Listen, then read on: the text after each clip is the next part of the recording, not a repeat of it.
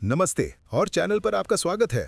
यहाँ हम आपको सभी प्रकार की काइनेसिस को मास्टर करना सिखाते हैं। इस वीडियो में मैं आपको विस्तार से बताऊंगा कि कैसे आप अपनी मन की शक्ति से सिर्फ वस्तुओं को हिला सकते हैं, यानी टेलीकाइनेसिस। ये कोई आसान क्षमता नहीं है जिसे आसानी से विकसित किया जा सके। इसमें धैर्य, नियमित अभ्यास और सबसे महत्वपूर्ण बात, पूरी और अटूट विश्वास की जरूरत है कि आप ये कर सकते हैं। आपको गहराई से विश्वास करना चाहिए कि आपका मन भौतिक पदार्थ को प्रभावित करने और बिना किसी शारीरिक संपर्क के उसे हिलाने की शक्ति रखता है। मेरे अपने अनुभव में गंभीर प्रशिक्षण शुरू करने के पहले हफ्ते में ही मैं उस वस्तु को हिला सका जो आप इस वीडियो में देखेंगे। मैं आपको स्टेप बाय स्टेप बताऊंगा कि कैसे आप खुद इसे बना सकते हैं। ये एक बहुत रोमांचक पल था जिसने मुझे साबित कर दिया कि ये क्षमता वास्तविक है और जो भी मेहनत करने को तैयार है उसके लिए उपलब्ध है। टेलीकाइनेसिस असल में क्या है? टेलीकाइनेसिस, जिसे साइकोकाइनेसिस भी कहा जाता है, वो क्षमता है जिसमें आप किसी ज्ञात भौतिक शक्ति या प्रत्यक्ष संपर्क के बिना दूर से वस्तुओं को हिला या स्थानांतरित कर सकते हैं। ये सिर्फ मन की शक्ति से पदार्थ को नियंत्रित करने की योग्यता है। अच्छी खबर यह है कि सभी मनुष्यों में ये छिपी हुई क्षमता होती है कि वे भौतिक पदार्थ को छुए बिना उस पर प्रभाव डाल सकें। इतिहास के दौरान कई संस्कृतियों में इस तरह की घटनाओं का जिक्र मिलता है। आज हम साथ मिलकर जानेंगे कि आप भी अपने अंदर इस क्षमता को विकसित करना कैसे शुरू कर सकते हैं। सबसे पहला और सबसे महत्वपूर्ण कदम वो मानसिक बाधा को तोड़ना जो हमने सालों में अपने दिमाग में बना ली है। ये बाधा संदेह, नकारात्मक विचारों, सीमित विश्वासों या बस इस विचार से आती है कि ये असंभव है या ये सिर्फ एक ट्रिक है।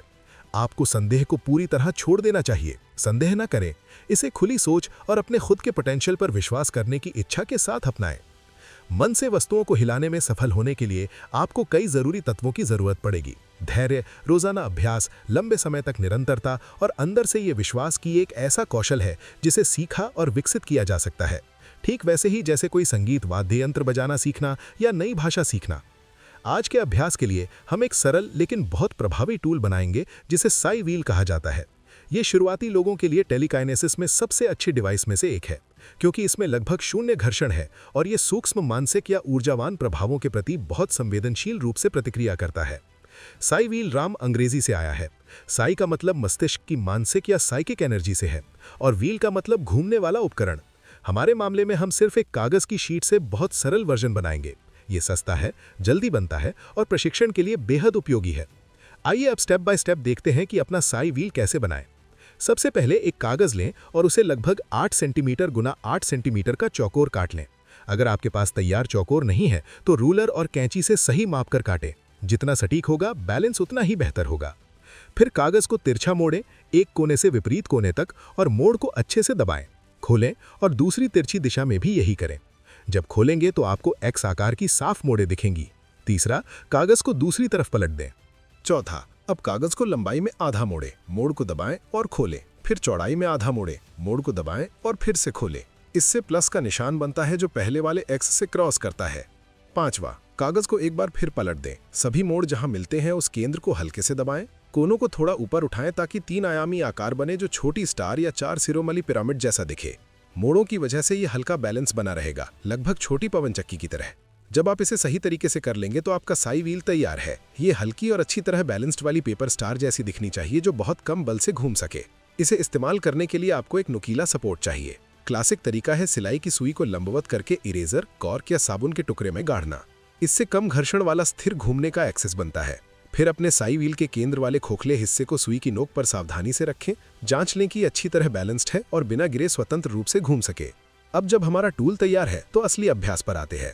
हम सभी जानते हैं कि किसी भी मानसिक या ऊर्जा संबंधी काम की नींव गहरी रिलैक्सेशन और सांस पर नियंत्रण सीखना है। यह हिस्सा पूरे प्रोसेस का सबसे महत्वपूर्ण हिस्सा हो सकता है, क्योंकि जब आप रिलैक्स करते हैं और सही तरीके से सांस लेते हैं तो आप पहले से ही अपनी आंतरिक ऊर्जा को नियंत्रित और निर्देशित करना शुरू कर देते हैं। गहरी सांस लेने के व्यायाम पूरे शरीर को और खासकर दिमाग को ऑक्सीजन देते हैं। जब आप मन की शक्ति से काम करते हैं तो ये जरूरी है। अच्छी तरह ऑक्सीजन युक्त दिमाग ज्यादा स्पष्ट रूप से काम करता है और ऊर्जा को ज्यादा प्रभावी ढंग से फोकस कर सकता है। आप कोई भी गहरी सांस लेने की तकनीक इस्तेमाल कर सकते हैं जो आपको सूट करे। बहुत सी सरल तकनीकें हैं।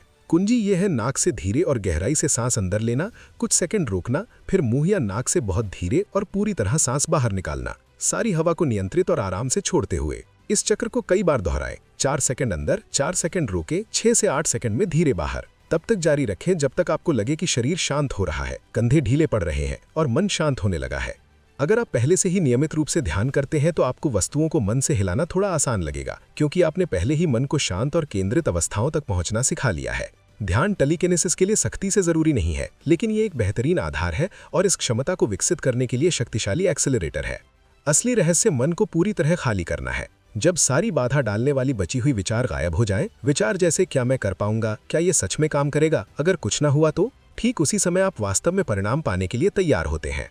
शुरू में वस्तु के आकार या कठिनाई की चिंता ना करें। सबसे ज्यादा मायने ये रखता है कि आपका अभ्यास स्थान साफ, शांत, बिना हवा के झोंके वाला और आपको सुरक्षा और नियंत्रण का मजबूत एहसास दे। आपको गहराई से पता होना चाहिए कि कोई भी हरकत आपसे और आपके मन से आ रही है, न कि हवा के बहाव, कंपन या गलती से सांस फूंकने जैसी बाहरी चीजों से। अब हम उस वस्तु का पूरा जागरूक और सचेत ज्ञान लें जिसे हम हिलाना चाहते हैं। इस मामले में आपका साई व्हील। इसे ध्यान से देखें। उसका आकार, जगह में उसकी स्थिति, उसकी हलकट, प्रकाश उसके सतहों पर कैसे परावर्तित होता है, ये सब देखें। दिमाग में उसके अनुमानित वजन का अंदाजा लगाएं, उसकी सरलता का आनंद लें, उसकी सारी विशेषताओं को अपने चेतना में संभालें। यहाँ लक्ष्य वस्तु के साथ गहरा संबंध बनाना है, लगभग जैसे आप उसके अंदर प्रवेश कर रहे हैं। महसूस करें कि आप और वस्तु एक हो गए हैं, कि आप वस्तु हैं और वस्तु आप हैं। हम भौतिक स्तर पर मानसिक स्तर से काम कर रहे हैं, इसलिए एक पल के लिए हम इन दोनों वास्तविकताओं को आपके मन में मिला देंगे। आइए अब साथ में एक छोटा लेकिन शक्तिशाली ध्यान व्यायाम करते हैं। आंखें धीरे से बंद कर लें और कुछ गहरी और आरामदायक सांसें लें। आंखें बंद करके अभी जो साई व्हील आपने देखा, उसके सारे विवरण याद करें। अब कल्पना करें कि आप अपना मैं का एहसास उस वस्तु के अंदर स्थानांतरित कर रहे हैं। महसूस करें कि आप अब अपने शारीरिक शरीर में नहीं हैं, बल्कि पूरी तरह साई व्हील बन गए हैं। आप उसका सटीक स्थान जगह में महसूस करते हैं। आप उसके हल्के वजन को अपने शरीर जैसा महसूस करते हैं।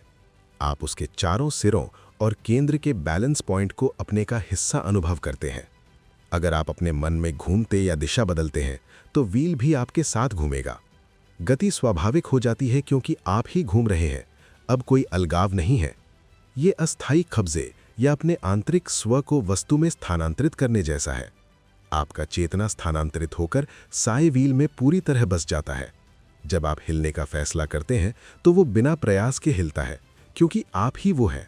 ये चरण नाजुक है और उच्च स्तर के मानसिक एकाग्रता की मांग करता है। आपका मन पूरी तरह से बिखरे विचारों से मुक्त और पूरी तरह उस वस्तु होने पर केंद्रित होना चाहिए। शुरू में ये आसान नहीं लग सकता और ये पूरी तरह सामान्य है।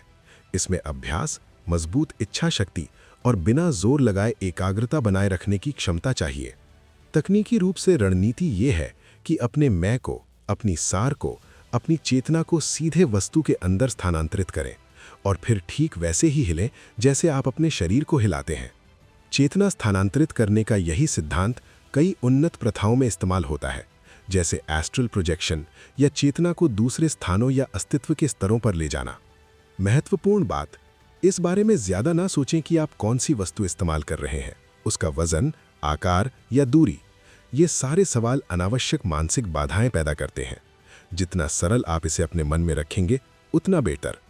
इस महत्वपूर्ण सत्य को याद रखें, जितना कम संदेह होगा और जितनी कम मानसिक बाधाएं आप बनाए रखेंगे, सूक्ष्म ऊर्जाओं तक पहुंचना और उन्हें उच्च स्तरों पर नियंत्रित करना उतना ही आसान हो जाएगा। आपको घूमती ऊर्जा, चमकती रोशनी या जटिल प्रवाह की कल्पना करने की जरूरत नहीं है, बल्कि जितना कम आप अतिरिक्त विजुअलाइजेशन से प्रक्रिया को जटिल बनाएंगे, ज्यादातर लोगों के लिए ये उतना ही स्वाभाविक और प्रभावी होता है। परिणाम तुरंत गारंटीड नहीं है। हर व्यक्ति का रास्ता अलग है। कुछ लोग पहले या दूसरे दिन ही हलचल देख लेते हैं, जबकि दूसरों को हफ्तों या महीनों तक नियमित अभ्यास की जरूरत पड़ सकती है। सब कुछ आपकी निष्ठा, आपकी इच्छा शक्ति, आप द्वारा निवेश किया गया समय और आपके प्रशिक्षण की नियमितता पर निर्भर करता है।